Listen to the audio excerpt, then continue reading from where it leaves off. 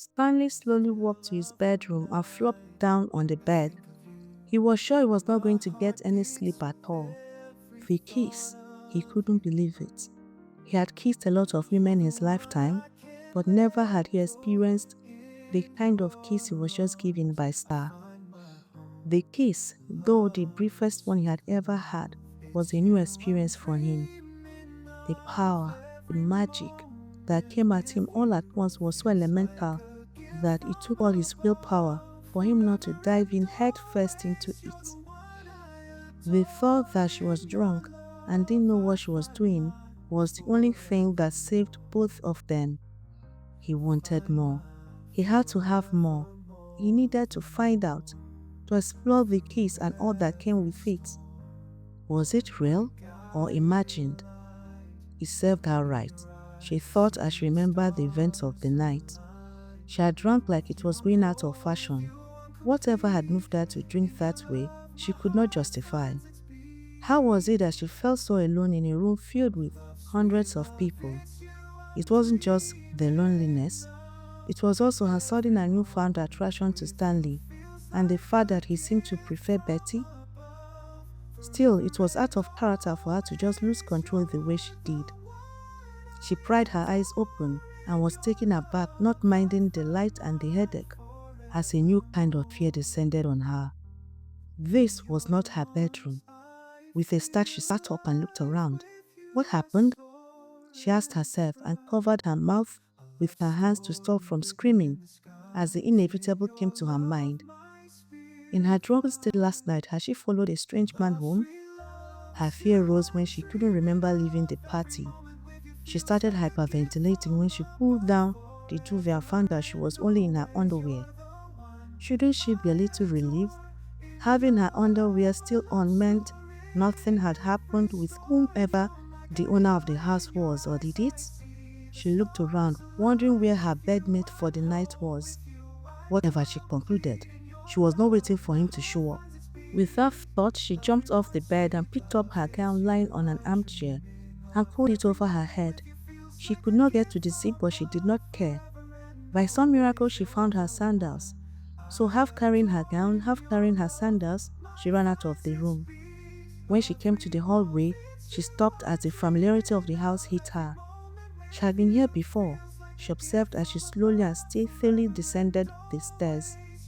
She wasn't going to dwell on the familiarity of the house. All that mattered was that she left the house before the owner came back. She did not want to explain her loss of control just yet, not when she did not understand it herself. She came to the living room and stopped as it dawned on her whose house it was. Going somewhere? Stanley asked, leaning on the door, his muscular hands folded across his wide and ripped chest. Of all the houses, how did she end up in his? She thought as she heard his voice. She turned to face him, but was instead assaulted by his bare chest. Her eyes couldn't and wouldn't get past his hard and ripped abs. Neither would they stop looking at his jeans. Star, you have seen this man swing before. This is not the first time you are seeing his naked chest. Quit acting like an imbecile, she cautioned herself. Then she looked up at him at last. He was smiling easily. There was a green t-shirt hanging on his shoulder, she observed, and it was at the tip of her tongue to ask him to put it on so she could have her senses back. What happened last night? She asked instead, and was instantly horrified as a memory came to her. It was one of her kissing him and him rejecting her, and suddenly she wished for a whirlwind to carry her away. You got drunk, and I brought you to my house because you were too deep in sleep to give me your new house address. Goodness, that smile, those dreamy eyes. Pay attention, Star, she scolded herself. She had to leave. She did not know what she couldn't face at the moment, that she had kissed him or that he had rejected her. I have to leave. My mom would be worried. Her mom, she remembered, was the cause of all this. If she hadn't put the possibility in her mind, she wouldn't be here dying of embarrassment. Of course, but come have some breakfast first. I am not hungry, she replied quickly. Breakfast? Sit across from him with nothing to do but stare at his handsome face? reliving that kiss? No, she did not think so. Humor me. It is not often I get company for breakfast, and I ordered already. If you don't stay, it would go to waste. When he put it like that, half begging, half demanding, standing there looking fresh and rumpled from sleep, she couldn't resist, not even to save her life. Such was the power and potency of her attraction to him, and it scared her and made her want to run for her life. But somehow she could not get her legs to move. She wanted to experience the wonder of sharing a meal with him, just the two of them. She heaved a sigh. How was she going to survive this? Did she even want to survive it? She looked up at him and nodded, accepting the defeat of her common senses. My gown is falling off, she said, and was instantly shocked and felt her whole body warm up as his eyes poured all over her body. And it hit her then that he must have undressed her while putting her to sleep. She felt warm all over again, but this time from acute embarrassment.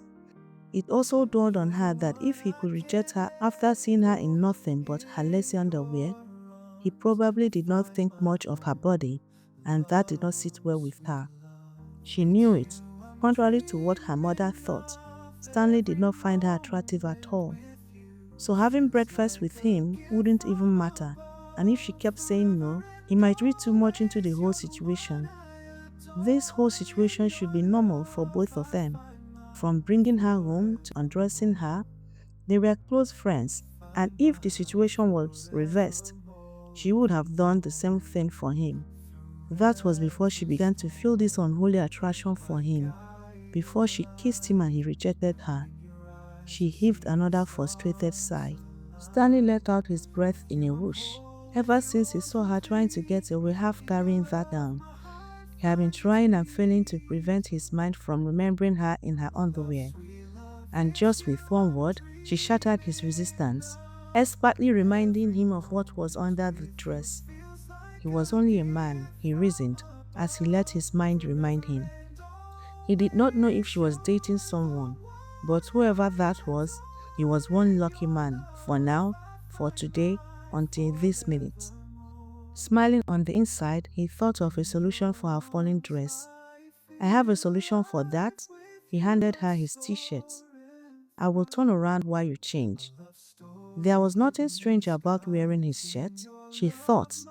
They were friends after all, and such gestures were not new to either of them. But with the way she was recently feeling about him, plus the kiss, nothing would ever be the same anymore. Yet, in order not to make the whole situation more awkward, she took the shirt from him and pulled it on and let her gown fall to the floor and stepped out of it. Dawn, and he gestured for her to follow him to the kitchen. Her eyes widened as she entered the very spacious kitchen and saw the breakfast laid out on the island. Did you order for 2 or for 10? She turned around to face him. I wasn't sure what you would like, so I ordered all that they had available. Wow, she sat down. Do you realize most of it would be wasted? I will give the leftovers to my security men. He sat down. Why were you trying to drink yourself under last night? He began buttering a croissant. Nothing. I just felt I needed to loosen up, have more fun, and somehow I lost count of how much I drank. She lied because there was no way she was going to tell him the real reason behind her loss of control. He knew she was lying, but he let it go and handed her the buttered pastry. I am sorry I made you leave the party early. It's okay. I had already had enough of it anyways. She giggled. You sure? Because I seem to recollect you couldn't get free of the ladies. And your girlfriend was all over you. Stanley chuckled and then remembered what she had said about Betty in her drunken outburst. It seems someone doesn't like women flocking around me. He looked at her pointedly. And that was Stanley, joking 1 minute as stood the next. You can't possibly think I was jealous, she scoffed. I think you have no reason to be, he smiled. She nodded, but she was very aware that she did not understand what he meant by that. Betty's not my girlfriend. You could have fooled me. She wondered where the conversation was leading. With Uche and Chuck, she could always tell, but Stanley was an enigma and she did not understand why he was pointing out to her that Betty wasn't his girlfriend. If you say so, she bit into the pastry. He swallowed hard, watching her chew and swallow, and heaved a sigh. What was this? He asked himself. Even if he was attracted to her, he should be able to control himself. He was not a giddy teenager. Are you dating someone? He shocked himself by asking. Stanley Dagogo Silver? He silently screamed at himself as he watched her slowly put down her glass of orange juice. Why do you ask? Star asked, shocked, while her mind went into frenzy, trying to decipher why he was curious about her relationship status.